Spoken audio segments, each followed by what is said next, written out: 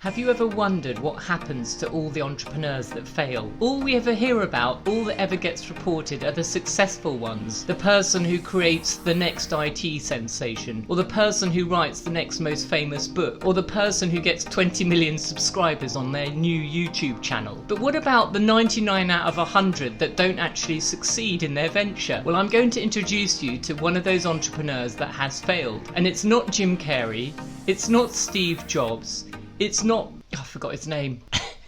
It's not, oh dear, I'll have to start again. Well, I'm going to introduce you to one of those entrepreneurs that has failed. And it's not Jim Carrey, it's not Steve Jobs, and it's not Ray Kroc. In fact, let me introduce you to me.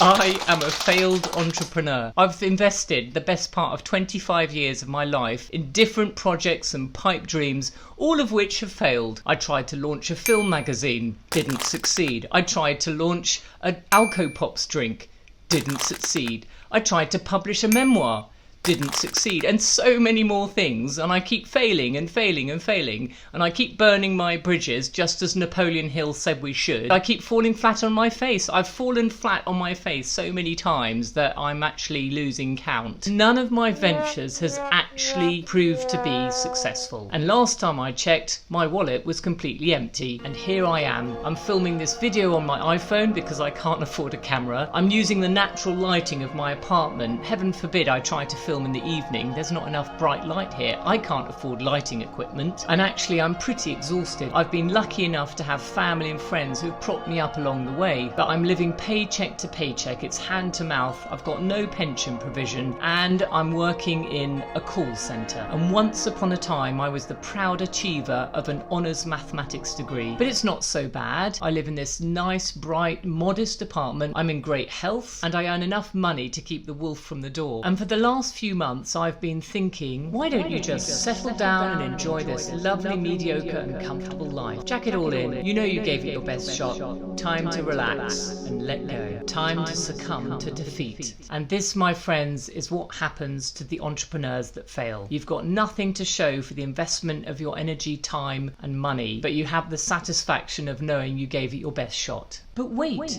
didn't Napoleon Hill say that when defeat takes over a person, the most easy and logical thing to do is to quit? And that is what the majority of people do. Yes, that's exactly what we're doing here. We're quitting. See? We're quitting now. Thank you. No, wait!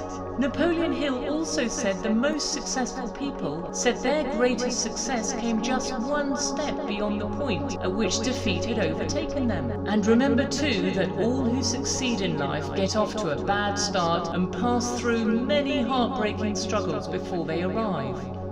So Elizabeth, more than ever, now is the time to rise up and try again. And so here I am. I've risen again out of the ashes. I'm starting all over from ground zero, and my new project is this. I'm launching a YouTube channel. This is my one step beyond the point of defeat. This is me not quitting. This is me carrying on against all odds, and I'm determined to make a success of this YouTube channel. And this is my very first video, so please hit like if you like what I've said so far. Join me on this journey. Subscribe to my channel. I'm going to be sharing personal stories and some of the wisdom that I've learnt along the way. And so what really happens to those entrepreneurs that fail? Well, let me tell you the real answer. A quitter never wins. A winner never quits. We entrepreneurs, we get up, we dust ourselves down, maybe take a break, and then we rise again out of the ashes like a phoenix.